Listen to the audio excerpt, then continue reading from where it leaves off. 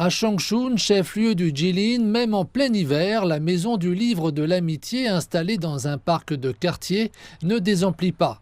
Aménagé dans un ancien entrepôt, ce lieu au style traditionnel chinois propose près de 3000 ouvrages et organise régulièrement des rencontres avec des écrivains.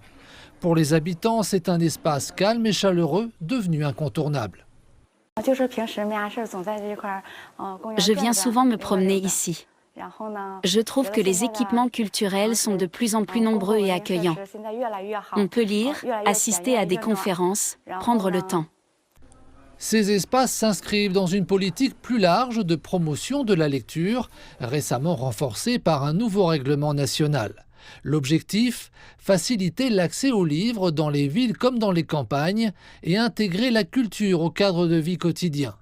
À Changchun, cette stratégie a permis de créer un véritable cercle culturel à 15 minutes, des espaces de lecture accessibles rapidement depuis chez soi, reliés aux bibliothèques publiques. Ces dernières années, nous avons créé 50 nouveaux espaces culturels dans la ville.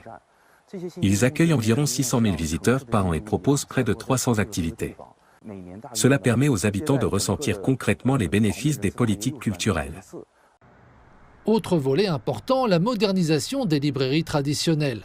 À Changchun, certaines ont été transformées en véritables lieux de vie culturels. C'est le cas de la librairie historique Shinroi, installée dans un ancien bâtiment datant de l'époque du Manchukuo, état fantoche instauré par l'occupation japonaise dans le nord-est de la Chine et qui séduit aujourd'hui lecteurs et touristes par son atmosphère unique.